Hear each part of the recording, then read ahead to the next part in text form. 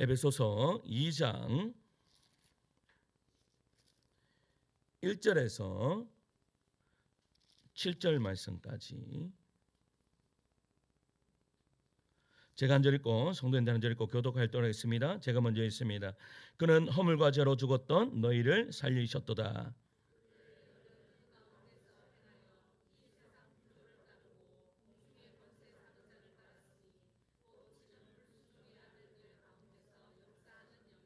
전에는 우리도 다 그 가운데서 우리 육체의 욕심을 따라 지내며 육체와 마음에 원하는 것을 하여 다른 이들과 같이 본질상 진노의 자녀이었더니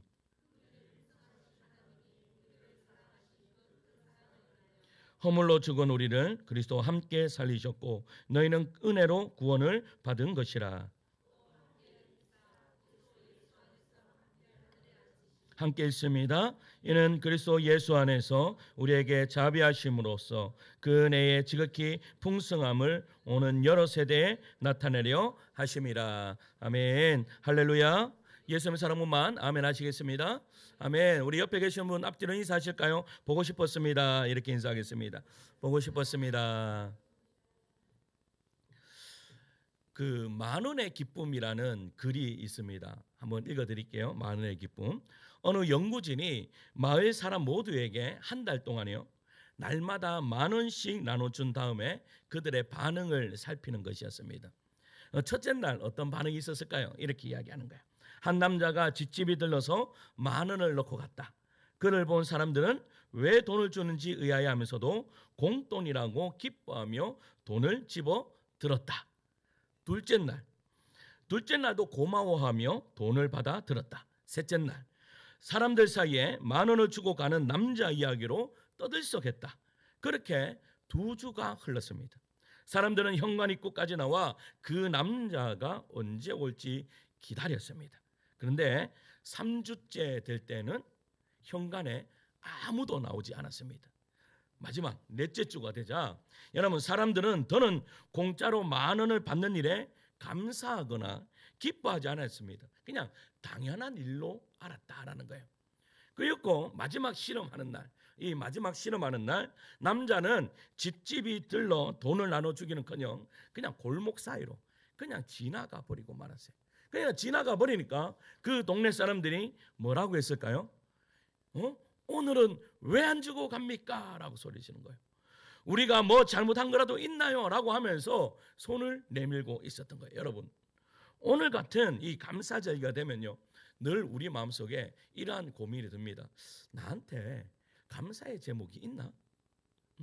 나한테 이 감사할 만한 것들이 있는가? 이런 고민을 합니다.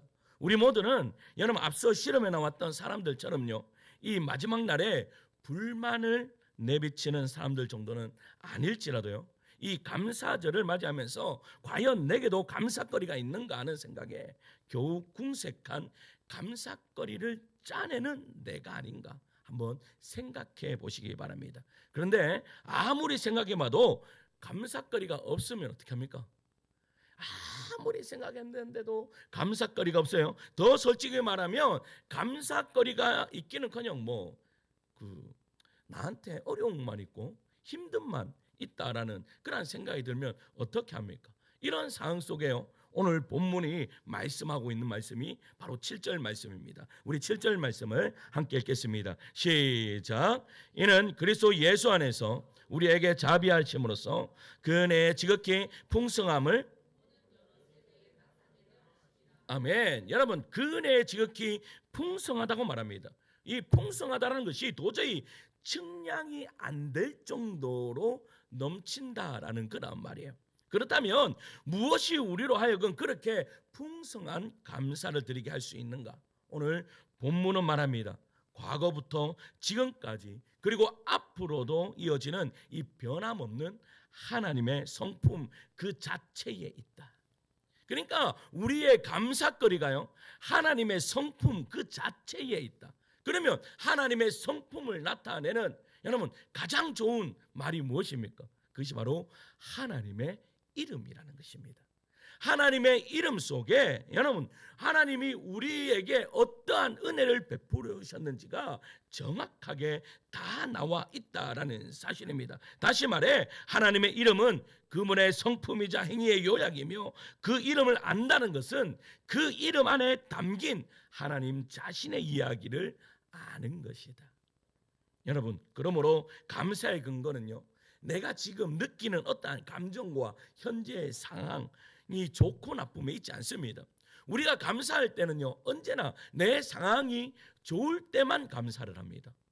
근데 내 상황이 조금만 나빠지더라도요, 그 감사의 제목이 순간 그냥 싹 사라진다라는 거예요.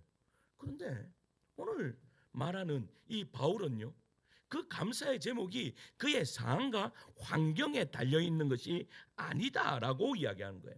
그래서 오늘은 이 하나님의 이름들을 따라 우리의 과거와 현재 그리고 미래에 대한 이 감사의 이유를 분명하게 함께 붙잡아 보려고 합니다. 그래서 정말로 겨우 이 감사가 아니라 우리가 넘쳐나는 은혜에 대한 감사로 나아가는 저와 여러분들이 되시기를 간절히 축원합니다. 한번 첫째는 한번 따라할까요? 엘리에셀 하나님께 감사하라.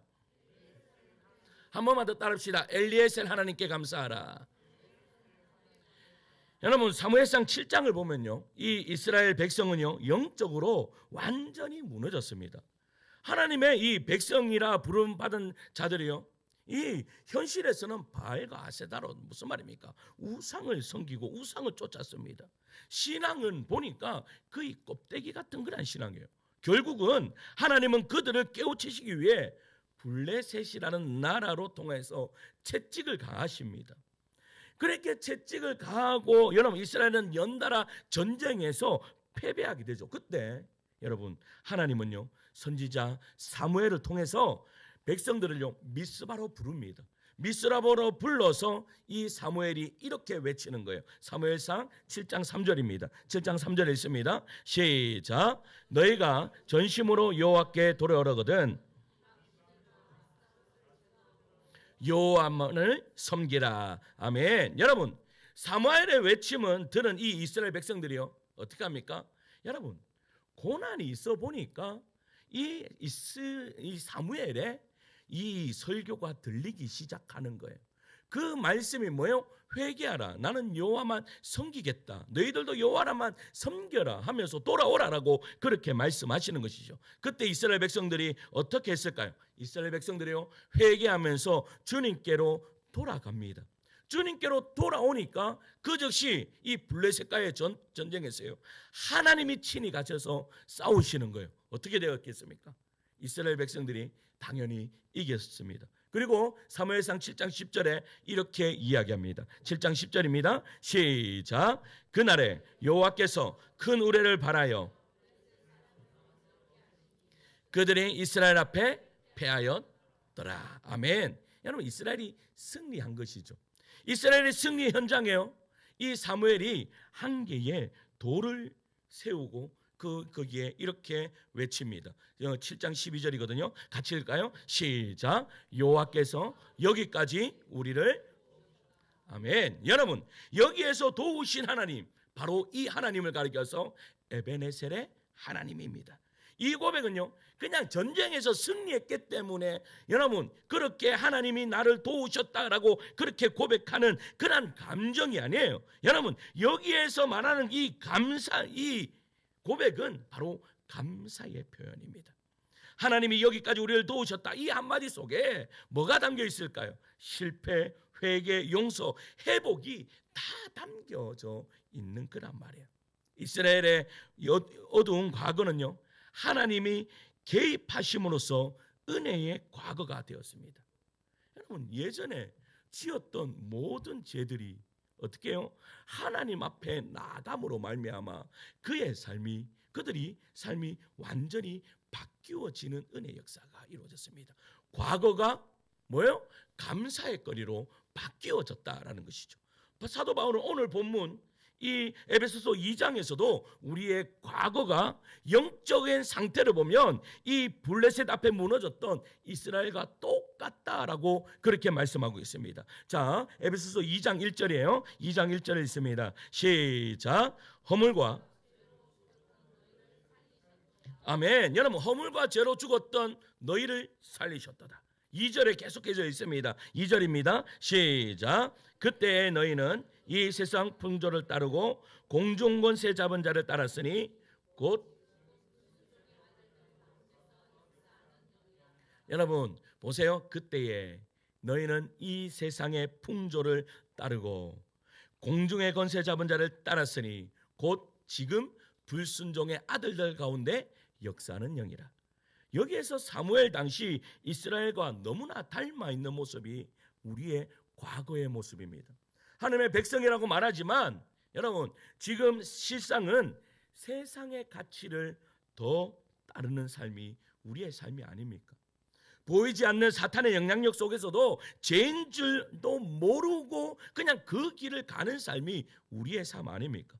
본질상 진노의 자녀로서 멸망을 향해 가던 영적 무감각한 인생이 바로 우리의 과거의 모습이었다라는 사실입니다. 그런데 하나님께서 그 과거에 그렇게 죄 많은 우리를 어떻게 하셨다라고 말합니까? 4절과 5절입니다. 4절과 5절 말씀 있습니다. 시작.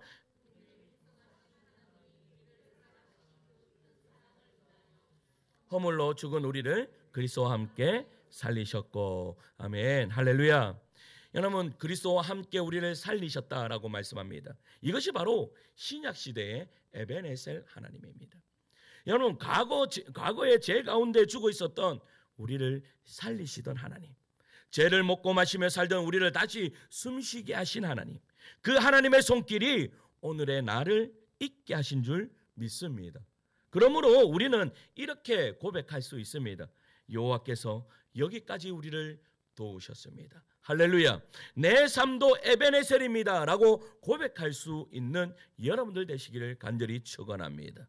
우리가 제약 가운데 있을 때, 우리가 가장 연약한 가운데 있을 때에 우리를 선택하시고 우리를 불러주셔서 우리를 하나님의 자녀로 삼아주심을 믿으시기를 간절히 축원합니다. 이제 과거는 묻지 않겠다라고 그렇게 이야기하시는 것이죠. 여러분 하나님께서요, 이 탈무드에 나오는 전설인데 하나님께서 처음 새를 만드셨을 때요, 날개가 없게 그냥 그렇게 창조하셨대요. 새는 하나님께 이 하소연을 했다고 합니다. 뱀은 독이 있고 사자는 이빨이 있고 말은 발굽이 있어 적으로부터 자신을 보호할 수 있는데 나는 어떻게 해요? 보호할 수 있는 것이 아무것도 없습니다라고 그렇게 하나님 앞에 하소연하는 거예요. 그렇게 했더니 하소연했더니 하나님께서 이 새에게 날개를 달아주셨습니다.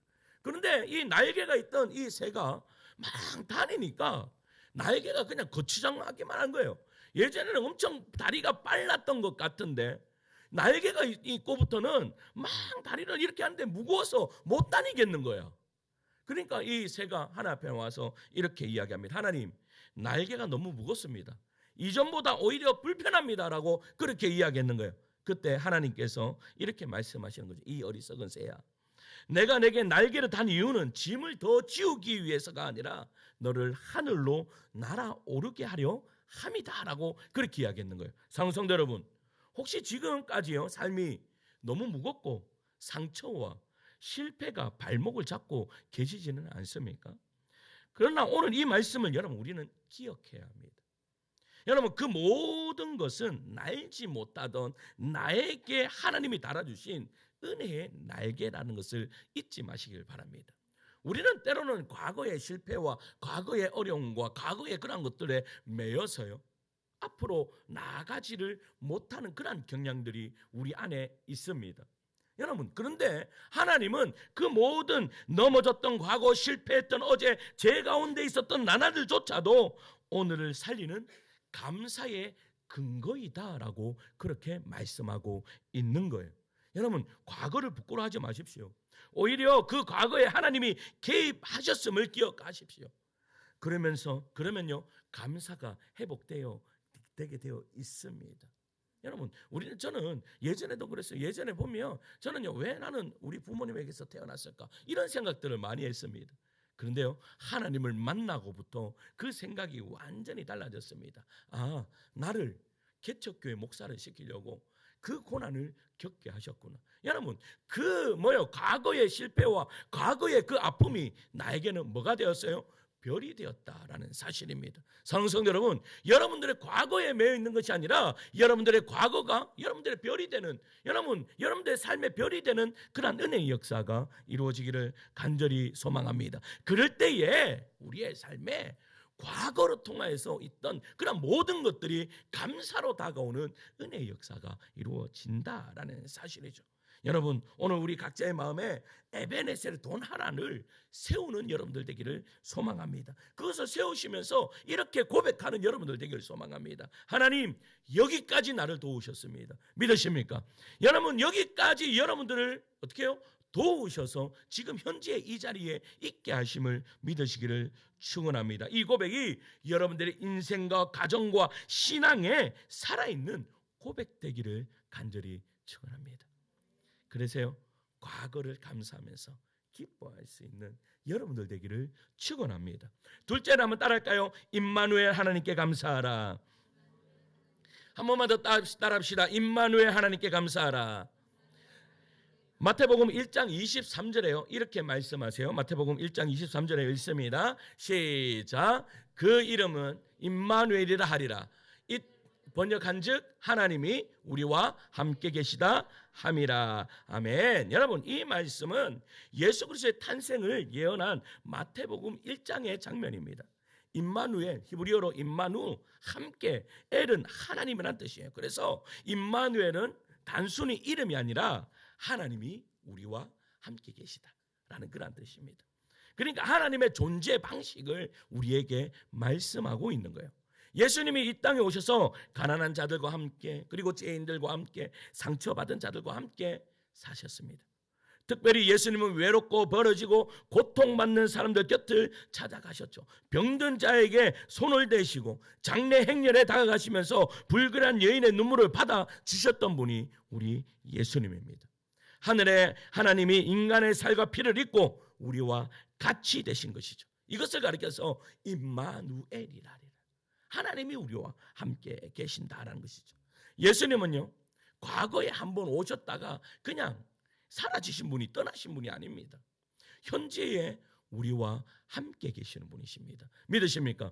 우리에게 성령 예수 그리스도의 영을 보내주셔서 지금도 여전히 우리와 함께 계심을 믿으시기를 축원합니다. 그래서요, 그 예수님이 우리와 함께 하신다라는 것을요, 그냥 뭐 느낌으로 아는 것이 아닙니다. 그냥 우리의 삶에 나와 동행하고 계신다는 것을 여러분, 느낌뿐만 아니라 실제적으로 그런 일들이 이루어지는 우리 성도인 되시기를 간절히 축원합니다. 본문이 에베소서 2장에 이렇게 이야기합니다. 사도 바울은요, 예수님을 통해 우리가 함께 살림을 받았다라고 선포하면서요, 5절에 이렇게 이야기합니다. 5절을 읽을까요? 시작. 허물로 죽은 그리스도와 함께 살리셨고, 또 6절입니다. 6절을 읽을게요. 시작. 또 함께 일으키사 그리스도 예수 안에서 함께 하늘에 앉으시니. 아멘. 여러분, 여기 보면요, 허물로 죽은 우리를 그리스도와 어떻게 하셨대요? 함께 하늘에 앉으셨다. 그리고 6절에 보면 함께 일으키셨고 그리스도 예수 안에서 함께 하늘에 앉히시다라고 말합니다. 이 짧은 구절에 함께라는 말이 3번씩이나 나옵니다. 이것은 단지 문학적인 강조가 아니라 하나님의 구원 방식입니다. 하나님은 멀찍이 떨어져서 우리를 구원하지 않으셨습니다. 우리와 함께 죽으시고 함께 살아나시고 함께 앉히셨습니다. 그분은 단지요, 우리를 위해서가 아니라 우리와 함께 하시는 분이시다라는 사실이죠.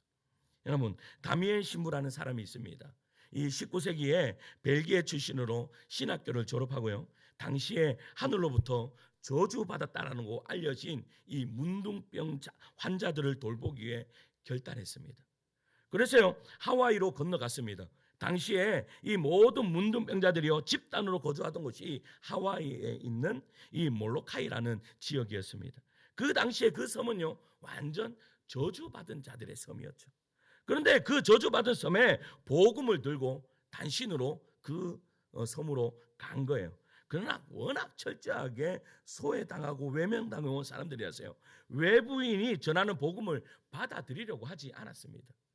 그러던 중 그의 헌신적인 그런 선교 활동을 통해서 여러분 한두 사람씩 이제 복음을 받아들이기 시작하는 거예요. 서서히 복음이 전해지기 시작하는 거예요. 그런데 완전하게 사람들이 복음을 잘 받아들이지 않는 거죠. 대다수의 사람들은, 이 문둥병자들은 복음을 믿으려 하지 않았습니다. 예수님을 믿으려 하지 않았죠. 오히려 다미엔의 복음 사역을 거절하고 방해했다라는 사실입니다. 그러니까 이 다미엔 선교사가요, 고민을 했습니다. 왜 이 사람들이 복음을 받아들이지 않을까? 가만히 기도하면서 고민해 봤더니 답은 딱 한 가지였어요. 뭐냐면 자기는 정상인이었다라는 거예요. 다른 모든 사람들은 문둥병 환자들이었고 자기 혼으로만 이 정상인이었기 때문에, 내가 정상인의 몸으로는 이들에게 복음을 전하기가 쉽지 않겠구나라고 그렇게 생각했던 거예요. 그 뒤에요, 그가 기도하기 시작했습니다. 하나님 앞에 이렇게 기도하는 거예요. 하나님, 저에게도 저 사람들과 같은 문둥병을 내려 주옵소서. 그래서 저도 그 천형의 고통을 함께 누리면서 복음을 전하게 하여 주시옵소서라고 그렇게 기도했던 거예요. 이 몰로카이 섬에 들어간 지요 6년째 되는 어느 아침에요, 차를 끓이려고 차를 이제 뜨거운 물을 해서 차를 물을 부으려고 하는 순간에 자기도 모르게 이 주전자를 놓치고 말았습니다. 그 놓쳤을 때 그게 어디에 떨어졌는가 하면 자기 발에 떨어졌는 거예요. 그런데 중요한 것은 자기 발에 딱 떨어졌는데 감각이 없는 거예요. 감각이. 왜 감각이 없지? 왜 뜨겁지가 않지? 그때요, 그는 생각했습니다. 내가 문둥병에 걸렸구나. 여러분, 그래서 이 다미엘 선교사가요, 그 자리에 바로 무릎 꿇고 이렇게 기도했습니다. 하나님 감사합니다. 하나님 감사합니다. 이제 나도 저 문둥병자들에게 설교할 때 여러분이라고 하지 않고 우리는이라고 말할 수 있게 하시니 감사드립니다라고 기도했습니다. 이제는 당신들 문둥병자가 아니라 우리 문둥병자들은 이라고 설교할 수 있게 되었습니다. 하나님, 이 기쁨의 문둥병을 주시오니 정말로 감사드립니다라고 기도했다라고 합니다. 이 놀라운 고백이지 않습니까? 여러분, 어떠한 사랑이 있으면 이렇게 고백할 수 있고 이렇게 헌신할 수 있을까요? 그런데 중요한 것은요, 더 놀라운 분이 계십니다. 여러분, 그분이 누구예요? 바로 예수님입니다. 예수 그리스도이십니다. 예수는 문둥병자만이 아니라 죄인된 우리와 완전히 같은 자가 되셨다라는 겁니다. 그리고 십자가에서 대신 죽으십니다. 우리가 감히 상상조차 할 수 없는 방식으로 함께 하시는 하나님이 되셨습니다. 이것이 바로 임마누엘 하나님이십니다. 사랑성도 여러분, 임마누엘은요, 하나님이 지금 내 곁에 있다는 감정적인 확신이 아닙니다. 그리스도 안에서 내가 누구인지를 알고 누리는 정체성의 선언입니다. 내가 누구인지. 지금 힘든 이유가 하나님이 멀리 계셔서가 아니라 내가 하나님과 함께 있다는 이 복음을 잊어버려서 그렇지 않은지는 여러분 스스로가 한번 점검해 보시길 바랍니다. 여러분, 내가 일주일 동안 7일 동안 살면서 내 옆에 나와 함께 예수님이 계시는가 얼마나 누리면서 삽니까? 정말로 예수님이 나와 함께 하고 계신다는 것을 얼마나 여러분 느끼고 또 함께하며 그렇게 사십니까? 임마누엘이 이렇게 말합니다. 내가 나를 잊을지라도 나는 너와 함께 하겠다. 내가 낙심할지라도 나는 너와 함께 울겠다. 너의 자리를 바꾸지 못해도 나는 너의 신분을 이미 바꾸었다라고 우리에게 말씀하고 계시는 거예요. 사랑성도 여러분, 감사절에요, 오늘 우리가 해야 할 가장 깊은 감사는 이것입니다. 하나님, 지금도 나와 함께 계셔 주셔서 감사합니다. 하나님, 지금도 나와 함께 계셔 주셔서 감사합니다. 여러분, 이 고백이 여러분들 고백되기를 간절히 소망합니다. 과거에 에베네셀 하나님이 나를 도우셔서 지금까지 있게 하셨다면 현재도 나를 있게 하심을 믿으시기를 축원합니다. 마지막 세 번째 한번 따라합니다. 여호와 이레의 하나님께 감사하라. 한 번만 더 따라할까요? 여호와 이레의 하나님께 감사하라. 성경은요, 우리가 하나님께 감사할 수 있는 이유가 과거와 현재만 있다고 말씀하지 않습니다. 하나님은 지금도 살아 역사하실 뿐만 아니라 우리의 미래까지도 우리를 어떻게요? 책임져 주겠다라고 말씀하시는 거예요. 자, 오늘 본문 에베소서 2장 7절입니다. 함께 읽습니다. 시작. 이는 그리스도 예수 안에서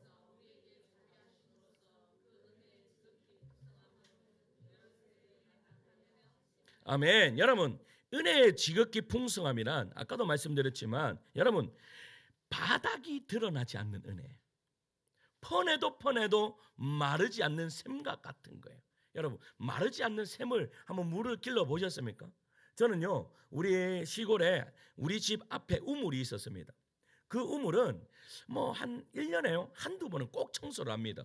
그러니까 양수기로요 물을 다 끌어올립니다. 왜? 그래서요 양수기로 물을 다 끌어올린 다음에 여러분 퐁퐁이나 뭐든 갖고 하세요. 거기를 막 수세미로 다 닦습니다. 그리고 청소 싹 하고 난 다음에 조금만 기다려 보십시오. 물이요 고스란히 또 물이 찹니다. 깨끗한 물이 찹니다. 마르지 않아요. 아무리 가물어도 그 샘물은 마르지 않는 거예요. 그러니까 하나님의 은혜가 어떻게 하겠다라고 말하는 거 있어요. 현재뿐만 아니라 미래까지도 마르지 않는 그 은혜를 너희에게 예비해 두었다라고 말씀하시면서 후반부에 뭐라고 말하고 있어요? 지극히 풍성함을 오는 여러 세대에게 나타내려 합니다. 오는 여러 세대란 여러분 그냥 단순히 뭐 다음 세대를 이야기하는 것이 아닙니다. 예수님이 다시 오시는 그 종말에 그때까지 어떻게 하려고 어떻게 하리라고 말씀하시는 거예요? 책임져 주겠다라고 그렇게 말씀하시는 거예요.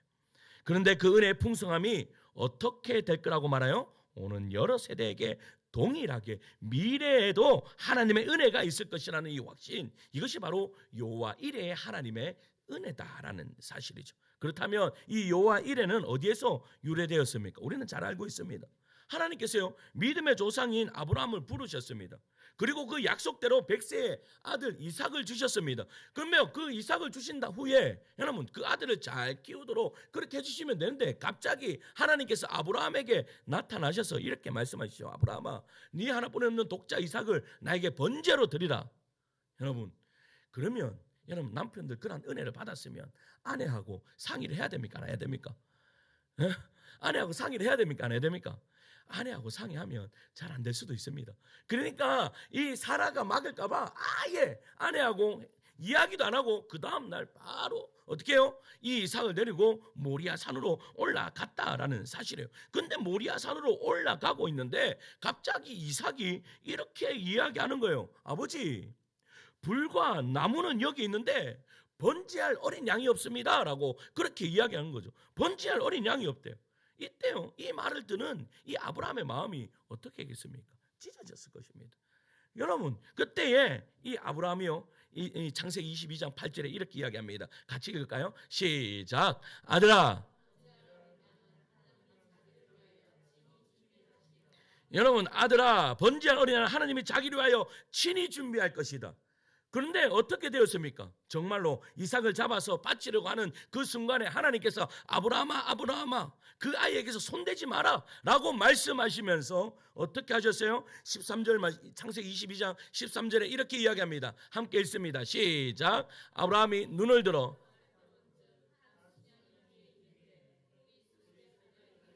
아멘. 그래서요 뿌리 수풀에 걸려있는 이 수양을 발견하게 됩니다. 그리고 아브라함이 이렇게 고백하죠. 아브라함이 그 땅 이름을 여호와 이레라 하였으므로 오늘날까지 사람들이 이르기를 여호와 산에서 준비되리라 하더라. 할렐루야. 여러분 그런데 그때 아브라함이 이삭에게 우연치 않게 했던 말이 있습니다. 아들아 번제할 어린 양은 하나님이 자기를 위하여 친히 준비하시니라. 근데 원문에 보면요 위하여라는 말이 없습니다. 위하여. 그러니까 위하여라는 말이 없어요. 위하여를 빼면 어떻게 되는 줄 아세요? 위하여를 빼고 한번 읽어보겠습니다. 시작. 어린 양은 하나님이 자기를 무슨 말 이해가세요? 어린 양은 하나님이 자기를 친히 준비하시니라. 사랑하는 성도 여러분 하나님이 자기를 친히 준비하셨대요. 모리아 제단에서 이삭을 대신해서 어린 양을 준비하셨다. 하나님께서 지금부터 2000년 전에 여러분 유대 땅 예루살렘 언덕에 또 하나의 제단을 준비하셨습니다. 골고다 언덕에 바로 어린 양 되시는 예수 그리스도, 자기 하나뿐 없는 독생자를 십자가에 못 박는 그러한 일들을 보라고 말했습니다. 그러니 여호와 이레의 하나님은요, 아브라함 시대 때부터 뭘 준비하신 거예요? 어린 양 예수 그리스도를 우리에게 준비시켜 주셨다라는 것이죠.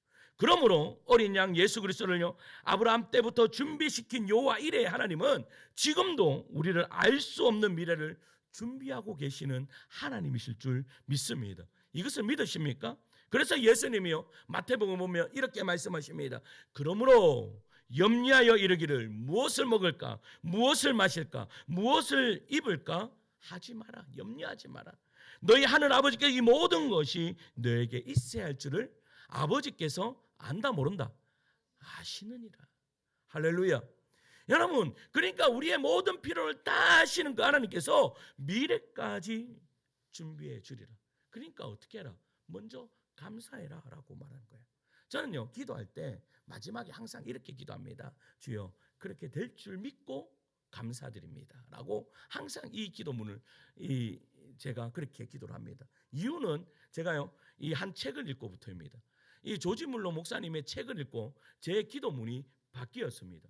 왜냐하면 여러분, 이 여호와 이레의 하나님을 믿었던 대표적인 사람이 바로 조지 물러 목사님이기 때문입니다. 오늘 아침에요, 고아원 식당에 아이들 수백 명이 앉아 있는데 먹을 것이 아무것도 없는 거예요.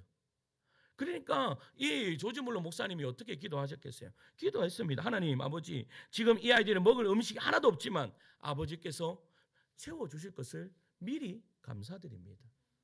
여러분, 어떻게 되었을까요? 갑자기 그 기도가 끝났는데요, 저 뒤에서 문이 불컥 열리더니 여러분, 빵을 이 제빵사가 오더니 오늘 새벽에 갑자기 감동이 있어서 제가 빵을 만들어 왔습니다 라고 그렇게 했습니다. 여러분, 빵이 있으면 또 뭐가 있어야 됩니까? 우유가 있어야 됩니다. 근데 우유 이 배달 마차가 여러분 지나가다가 왜 하필 고아원 앞에서 마차가 고장나요? 그렇게 고장나서 그 모든 우유를 어디에요? 썩을 수도 있으니까 고아원에 그냥 다 가지고 왔다라는 사실이죠. 하나님의 예비하심은요, 때로는 우리가 상상 못할 그런 일들이 벌어진다라는 사실이죠. 그런데 물러의 이 조지 물러의 기도를 보면 어떤 기도입니까? 여러분, 받아서 감사했습니까? 아니면 받기 전에 감사했습니까? 받기 전에 감사했다라는 사실입니다. 여러분, 미리 믿음으로 말미암아 그 감사의 제목을 올려드렸다라는 사실이죠. 여러분, 우리 예수님이 우리에게 말씀하신 것이 그것입니다.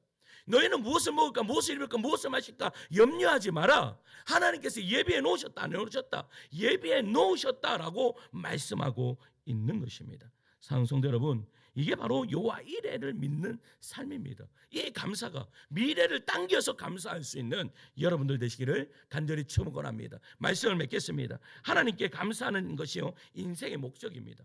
웨스민스터 신앙고백서 1문 1답에 보면 사람의 제일 되는 목적이 무엇인가 라고 말합니다. 그러니까 사람의 제일 되는 목적은, 그 답은 이렇게 되어 있습니다. 하나님을 영화롭게 하고 영원토록 그를 즐거워하는 것이다. 그러면 여러분들, 영화롭게 한다라는 말이 무슨 말이에요? 시편 50편 23절에 이렇게 말합니다. 감사로 제사를 드리는 자가 나를 영화롭게 하나니라고 되어 있습니다. 그러니까 감사하는 것이 하나님을 영화롭게 하는, 하나님께 영광 돌리는 것입니다. 여러분, 어떤 영성가가요, 이런 말을 했습니다. 감사의 이유가 있는 곳에서는 언제나 원망의 이유도 찾을 수 있다. 바로 여기서 우리는 선택의 자유에 부딪힌다. 우리는 감사를 택할 수도 있고 원망을 택할 수도 있다. 그런데 나를 정말 매료시키는 것은 우리가 감사하기로 마음 먹을 때마다 새로운 감사 제목이 더 잘 보인다는 것이다. 사랑이 사랑을 낳듯이 감사는 감사를 낳는다라고 말씀했습니다. 사랑하는 성도 여러분, 과거의 삶이 아무리 고단했다 할지라도 우리를 여기까지 인도하신 에벤에셀의 하나님이 계심을 감사하시길 소망합니다. 현재의 삶이 아무리 고통스럽다 할지라도 우리와 함께 하시는 임마누엘 하나님 때문에 감사할 수 있는 여러분들 되시기를 축원합니다. 미래에 정말 너무나 불확실해요. 그렇게 불확실할지라도 우리를 위해 미리 준비하시는 여호와 이레의 하나님께 감사할 수 있는 여러분들 되시기를 간절히 축원합니다. 그래서요, 억지로 감사를 짜내지 말고 이 넘쳐나는 감사의 삶을 살아내므로 말미암아 이 맥주 감사절을 맞아 감사가 회복되는 우리 성도들 되시기를 간절히 축원합니다. 할렐루야. 우리 옆에 계시는 분들에게 이렇게 한 번 더 인사할까요? 이렇게 인사하겠습니다. 내 옆에 계셔서 감사합니다. 이렇게 인사하겠습니다. 내 옆에 계셔서 감사합니다.